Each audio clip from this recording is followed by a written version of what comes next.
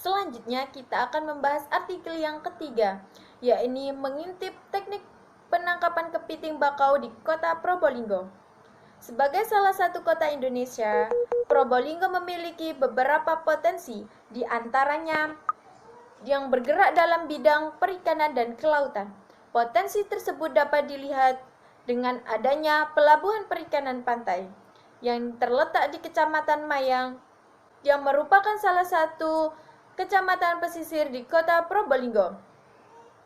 Selain hasil tangkapan laut para nelayan yang didaratkan di pelabuhan perikanan pantai, terdapat juga hasil tangkapan lain yang tidak kalah penting, yakni kepiting bakau.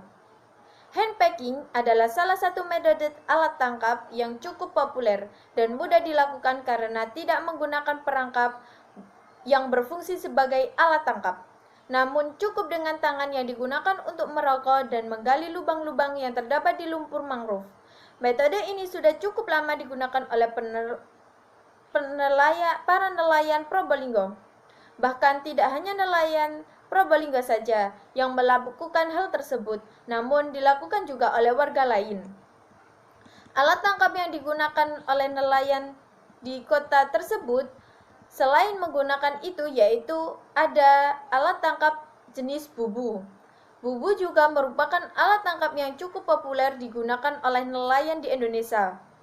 Bubu yang digunakan tidak juga berbeda dengan bubu yang digunakan di daerah lainnya. Bubu yang digunakan merupakan tipe bubu rawai yang dalam satu bentangan tali terdapat 100 buah bubu. Terdapat 3 buah tali yang digunakan. Selain kepiting bakau, biasanya rajungan juga merupakan masuk ke dalam perangkap. Hai, gimana nih teman-teman? Sampai sini kalian udah paham belum? Kalau belum, tulis ya di komentar apa aja sih yang belum paham. Dan jangan lupa terus dukung kami dalam menyampaikan semua materi-materi tentang perikanan. Dan jangan lupa like, comment, dan subscribe.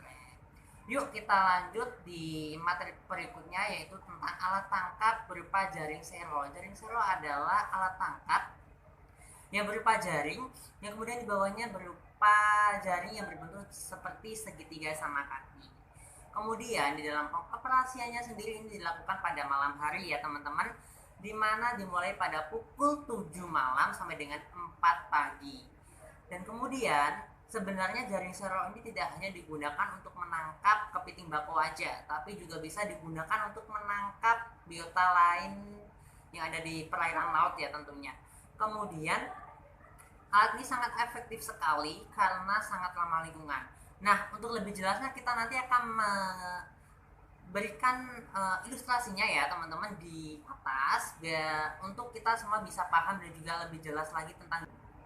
Nah teman-teman, kalau di bab tadi kita membahas tentang jaring sero, sekarang kita membahas tentang jaring cedong. Apa sih jaring cedong itu? Nah, jaring cedong adalah jaring yang dibentangkan seperti net.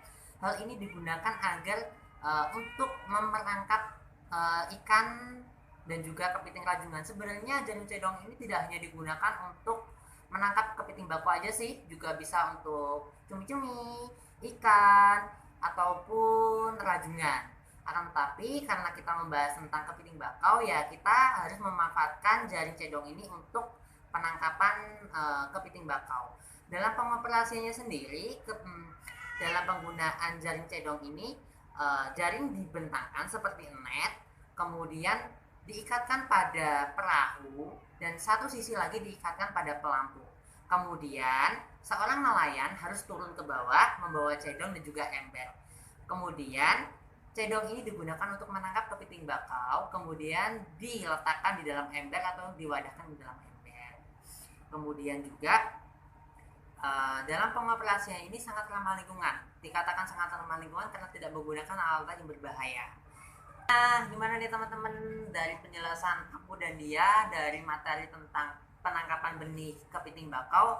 Ada yang belum paham kan pastinya. Nah, tolong cantumin di bawah ini agar kami bisa tahu apa aja sih kekurangan kami dalam menyampaikan materi ini, dan kami nantinya jika masih banyak materi yang belum dipahami, kami akan menjawab melalui komentar di bawah ya teman-teman.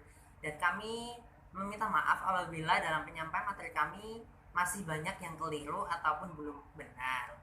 Dan kami juga mohon bantuannya nih teman-teman, tolong ya di subscribe, like, dan komen nih channel aku agar kami lebih semangat lagi dalam memberikan informasi-informasi yang menarik dan terbaru tentang dunia kelautan.